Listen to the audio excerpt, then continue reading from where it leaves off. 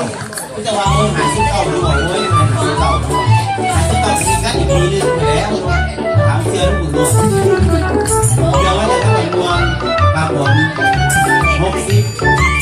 ครับ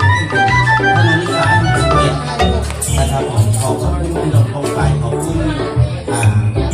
อาจจะเป็นพี่น้องเพื่อนเคยหักน้องลูกหลานนะครับที่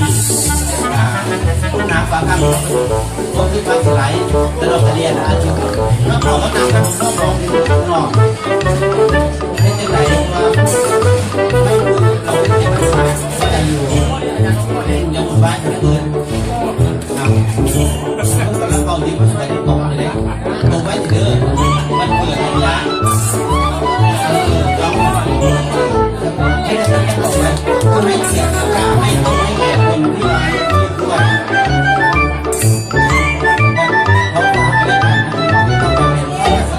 ท่านนะครับเมื่อเป็นข้าราชการเนี่ยเป็นข้าราชการไปใช้เอกสารก็มีค่าสำคัญและพี่น้องป้องไปป้องไปเมื่อลบหลอกไอ้เมื่อลบจะมาแต่เมื่อลบการเงินเมื่อลบ